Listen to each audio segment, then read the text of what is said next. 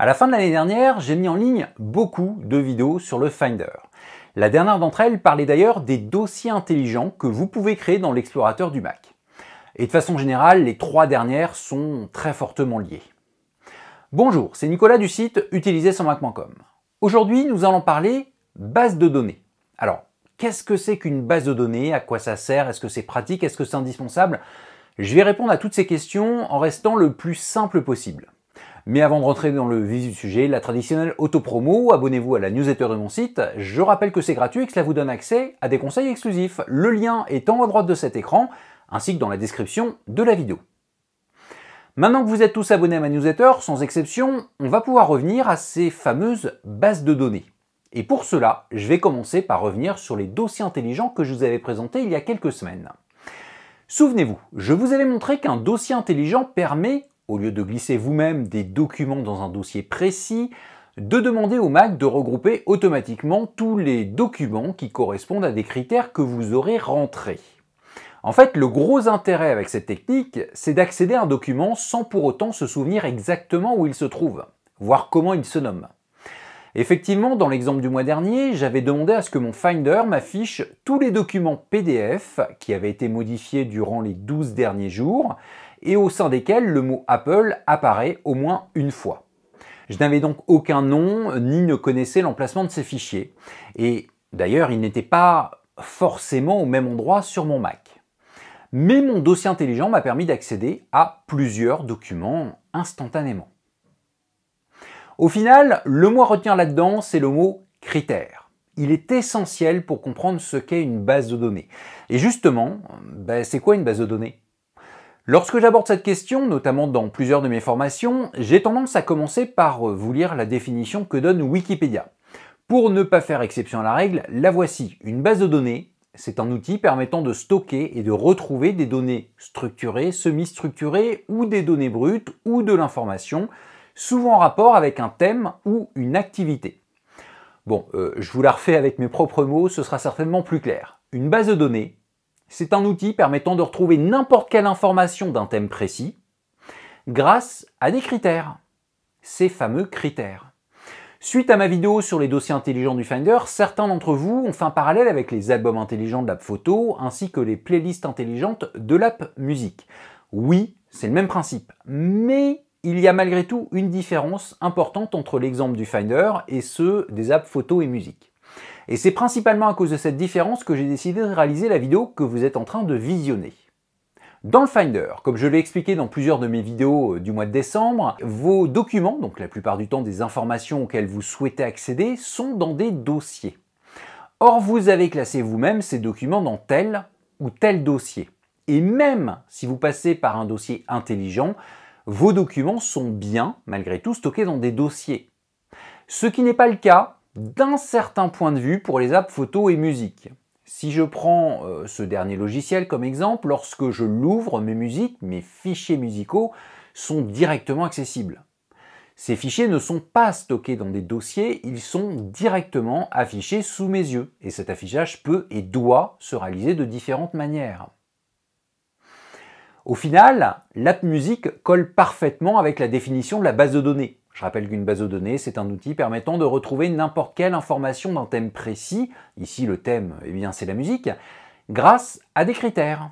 Par exemple, le titre du morceau, la jaquette de l'album, le nom de l'album, le nom de l'artiste, le genre musical, etc., etc. Et ces musiques ne sont pas stockées dans des dossiers, elles sont dans l'app musique. Donc il n'y a aucun classement qui intègre tel ou tel morceau. Alors je sais, si vous avez l'habitude d'utiliser l'app musique ou si vous avez déjà visionné des vidéos où j'explique les bases de cette application, vous allez me dire que c'est faux. Effectivement, les morceaux, les fichiers musicaux sont stockés dans des dossiers du Finder. Mais ces dossiers, comme je l'ai dit, sont dans le Finder, donc pas dans l'app musique. Ils sont nécessaires côté Finder car informatiquement, tout doit être stocké quelque part dans le Finder. Mais si vous ne passez que par l'app musique, et c'est parfaitement possible de ne jamais aller dans le Finder lorsque l'on se sert de ce logiciel, eh bien on peut considérer qu'il n'y a aucun classement de fichiers dans des dossiers. Alors, une petite aparté avant d'aller un peu plus loin en vous montrant notamment un exemple concret de l'avantage d'une base de données par rapport à des dossiers.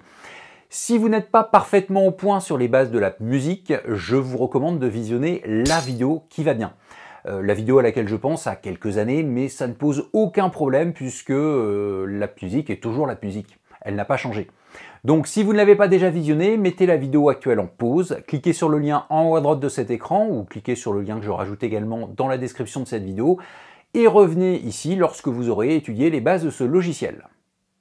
C'est bon, vous êtes au point sur les bases de cette application musique? Alors on continue. Comme je vous l'ai dit, la musique est une base de données de musique. Tout comme la photo est une base de données de photos ou même l'App TV est une base de données de vidéos. Or, je le redis, dans une base de données, il n'y a aucun classement. Toutes les informations sont mises au même endroit, au même niveau.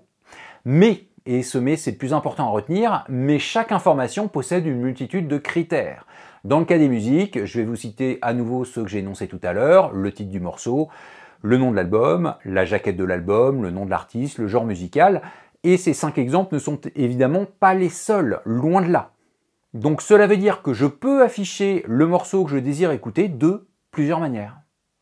A l'inverse, si je ne passe pas par une base de données, en gros si mes musiques sont stockées dans des dossiers et que je n'utilise pas la musique pour les écouter, je ne vais pouvoir afficher mon morceau que d'une seule manière. Par exemple, certains utilisateurs se servant de dossiers pour classer leur musique ont d'abord un dossier correspondant au genre musical, avec dedans le nom de tel ou tel album. Mais comme un classement par dossier est figé, si un artiste a réalisé des albums de genres différents, cela posera problème, on ne pourrait pas tous les voir d'un coup. Bien entendu, on peut à la place avoir choisi de créer un classement qui comprend d'abord le nom de l'artiste, puis ensuite le nom de l'album. Mais dans tous les cas, un classement de ce type reste figé, donc il présente des limites. D'où le fait que je trouve une base de données dédiée bien supérieure. Une telle base de données peut notamment me permettre de retrouver des informations d'une manière inédite. Je vais vous donner un exemple concret et très simple. Exemple qui est directement tiré de ma formation complète sur l'app Musique et TV. Imaginez qu'un ami me demande de lui faire écouter tous les meilleurs morceaux de jazz qui sont sortis entre mon entrée au lycée et la fin de mes études. Pour répondre à cette question, je vais commencer par créer une playlist intelligente. Je réalise donc un clic secondaire dans la section playlist, puis nouvelle playlist intelligente. Et maintenant, eh bien pour commencer, le genre des morceaux recherchés, c'est le jazz. Attention, je vais laisser contient et je ne vais pas mettre est. Effectivement, si je rentre le genre est le jazz, cela veut dire que mes titres enregistrés en jazz vocal ne seront pas examinés, puisque ce ne sera pas du jazz. En revanche, si je dis le genre contient jazz, ces titres feront partie également de la réponse. Enfin, feront partie de la réponse uniquement si l'année des morceaux est comprise entre 1995 et 2002. Ensuite, je vous rappelle que je ne souhaite que les meilleurs morceaux. Pour cela, l'application musique a une fonction extrêmement pratique, c'est le classement. Vous pouvez effectivement attribuer à n'importe quel morceau des étoiles, de 1 à 5, ou ne pas lui en attribuer du tout. Donc je vous propose de rajouter un nouveau critère, c'est toujours le petit plus en bout de ligne. Et je souhaite au minimum 3 étoiles. Donc le classement est supérieur à 2. Est-ce que j'ai besoin d'un autre critère? Eh bien en fait, non. Donc je clique sur le petit moins pour supprimer celui que je viens de rajouter. Pour que tous ces critères soient appliqués en même temps, je vérifie que les éléments sont choisis selon toutes les règles suivantes. Cette case est importante, ne l'oubliez jamais. Donc en définitive, je vais pouvoir retrouver dans une même liste toutes les musiques de jazz qui sont sorties entre 1995 et 2002 et pour lesquelles j'ai mis au minimum 3 étoiles. Je vous propose quand même de rajouter un critère, on va dire maximum 2 heures de musique, en laissant la musique choisir en priorité les classements les plus élevés si jamais il y avait plus de 2 heures. Et il n'y a plus qu'à valider tout cela.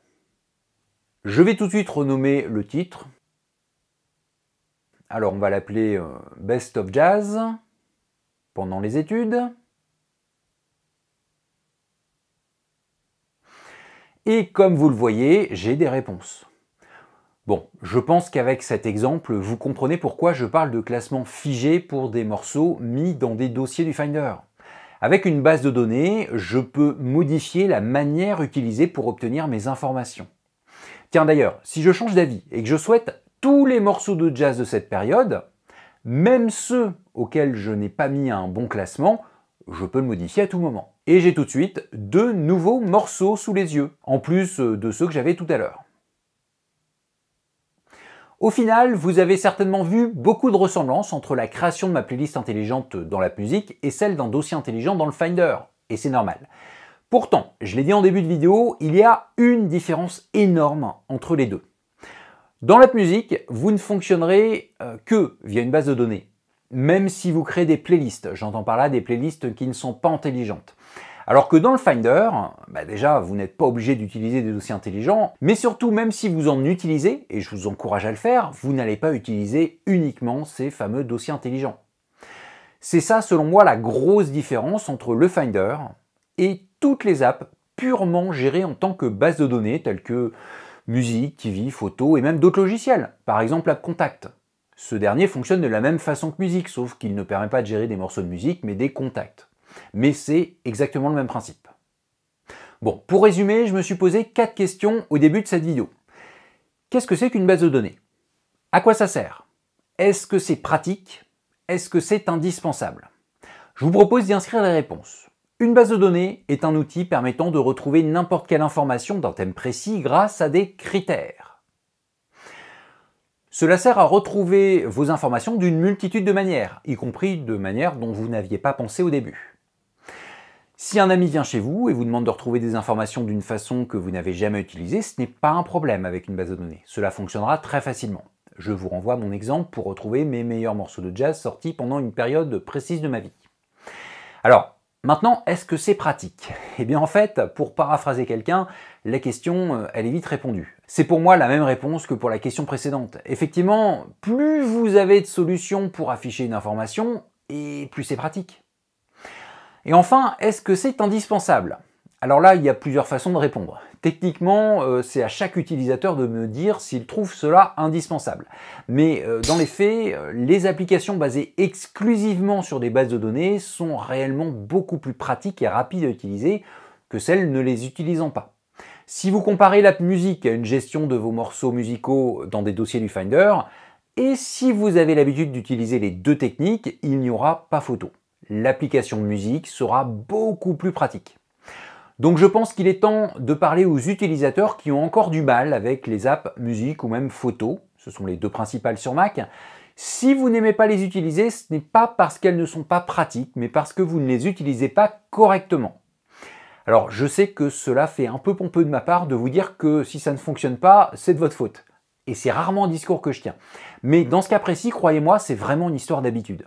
Donc pour reprendre l'exemple classique des apps musique et photo, d'abord comprenez bien comment elles fonctionnent, comprenez bien leur base et ensuite forcez-vous à les utiliser de la bonne manière pendant au moins plusieurs semaines. Je vous promets que vous allez assez rapidement voir les avantages des bases de données.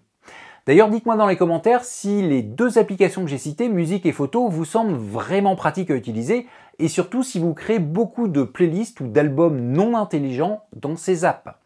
Spoiler alert, si c'est le cas, vous ne profitez pas réellement des avantages que proposent ces applications. Selon moi, moins l'utilisateur va créer des playlists ou des albums, je parle bien des playlists ou des albums non intelligents, et plus l'utilisation de l'application sera simple et rapide. Bon, j'espère qu'avec cette vidéo, j'ai pu convaincre certains utilisateurs de changer au moins pour quelques semaines leur façon de fonctionner. Juste le temps de tester réellement certains logiciels. Si vous souhaitez aller vraiment plus loin sur ces apps, musique et photo, je rajoute dans la description un lien vers les formations complètes que je propose dessus. N'hésitez pas à y faire un tour. Pour clore cette vidéo, je vous invite à la partager à tous vos proches et bien entendu à mettre un petit pouce vers le haut et à vous abonner à ma chaîne YouTube ainsi qu'à la newsletter de mon site si ce n'est pas déjà fait. Je vous donne rendez-vous pour une prochaine vidéo. À très bientôt!